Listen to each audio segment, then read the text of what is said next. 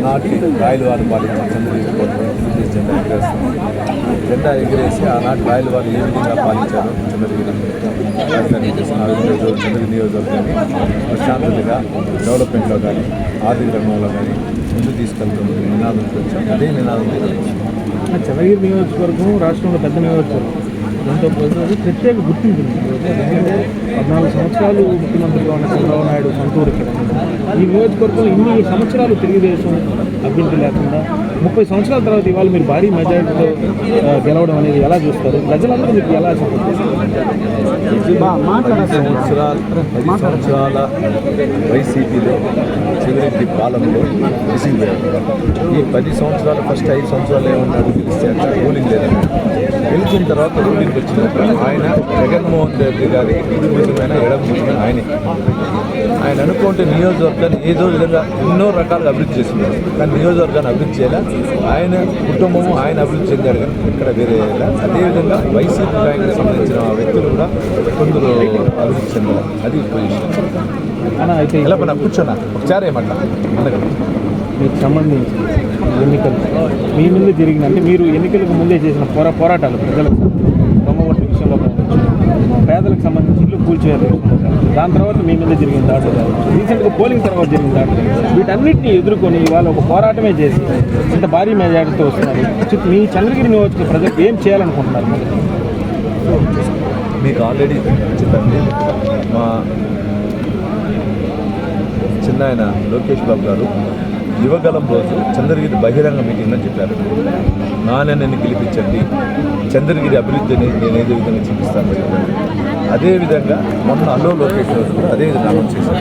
అంటే ఈ ఎందుకు చెప్తున్నానంటే, చంద్రగిరి నియోజకవర్గంలో తెలుగుదేశం పార్టీ నానిని గెలిపిస్తే ఇక్కడ యువతకి ఉద్యోగాలు కానీ, రైతులకు కావాల్సినటువంటి పంటలకు సంబంధించిన సబ్సిడీలు ఉండొచ్చు, రైతులకు ఇక్కడ వాటర్ ప్రాబ్లమ్స్ ఉందా వాటర్ ప్రాబ్లమ్స్ ఉండొచ్చు, ఇక్కడ బిలో పావర్టీ లైన్కి సంబంధించిన వాళ్ళందరికీ కూడా హౌసింగ్ ఏర్పాటు కావచ్చు. అదేవిధంగా పారిశ్రామిక రంగాన్ని కూడా ఇక్కడ ఇండస్ట్రీస్ రావాలి. పక్కన ఉన్నటువంటి రేణుగుంటకి వెళ్తుంది, కానీ పక్కన ఆనుకొని చంద్రగిరి, తిరుపతికి ఎంత పూతవేటు రేణుగుంట ఉందో తిరుపతి పూతవేటులో చంద్రగిరి, ఇక్కడ పారిశ్రామిక అభివృద్ధి చెందడం, దాన్ని అన్నీ నేను చేస్తాను. ఆ ముందు చూపుతో ఈరోజు మేమందరూ సక్సెస్ అయ్యాము. 100% దీన్ని మేము ముందుకు తీసుకెళ్ళాం. అంటే ప్రజలందరూ కూడా తెలుగుదేశం అంటే అభివృద్ధి అనే ఒక నమ్మకం ఉంది. ఆ నమ్మకంతోనే ఇవాళ ఇంత భారీ మెజారిటీతో 164 స్థానాల్లో అభ్యర్థులు చెప్పుకోవడం. అయితే మీరు గతంలో ఎదుర్కొన్న పరిస్థితులు అధిక ప్రత్యర్థి పార్టీల మీద కక్ష సాధింపులు ఇలాంటివి ఏమైనా ఉంటాయా, లేదా ప్రజల కోసమే పనిచేస్తారా?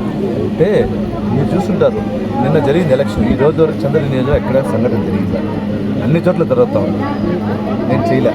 గత 2019లో మీరు చూస్తుంటారు, మేము ఓడిపోయినాక 15 రోజులు ఎన్ని ఇబ్బందులు పెట్టారు డైరెక్ట్గా, మళ్ళీ తర్వాత ఇండైరెక్ట్గా కోవిడ్ వచ్చేంతవరకు ఎంత ఇబ్బందులు పెట్టారు మీరు చూస్తుంటారు. నేను ఇంతవరకు చేయలే, కానీ నేను కూడా ఉప్పు కారం తినేవాడు.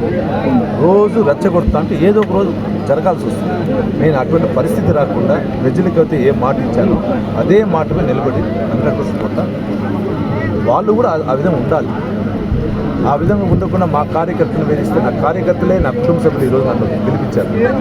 కోట్లు ఉన్నటువంటి వ్యక్తి దగ్గర ఏం లేదు, నేను గెలిచానంటే నా కార్యకర్తలు, నా కుటుంబ సభ్యులు, అంటే నా కుటుంబ తెలుగుదేశం పార్టీ కుటుంబ సభ్యులు వీళ్ళే నన్ను గెలిపించారు. 5 సంవత్సరాల్లో నా వ్యాపారాలు దెబ్బతీశారు. మైన్స్కి సుమారు 50 కోట్ల రూపాయలు పెనాల్టీ ఇప్పించారు. మైన్స్కి సంబంధించిన ఫ్యాక్టరీలు మొత్తం 4 నుంచి 6 కోట్లు, 5.5 కోట్లు పెనాల్టీస్ ఇచ్చాడు. ఎక్కడ పత్రికలు చెప్పలేదు, ఈరోజు మేము ముందు చెప్తున్నాం.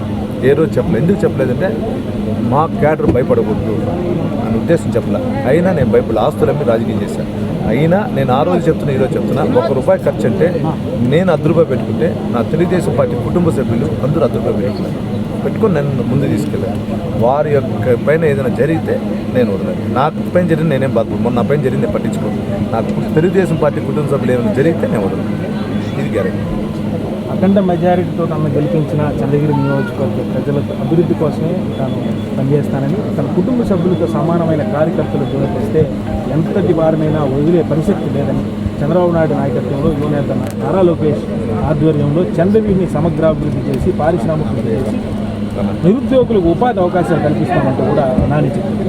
Camera person Shekhar, Shyam TV, Chandragiri.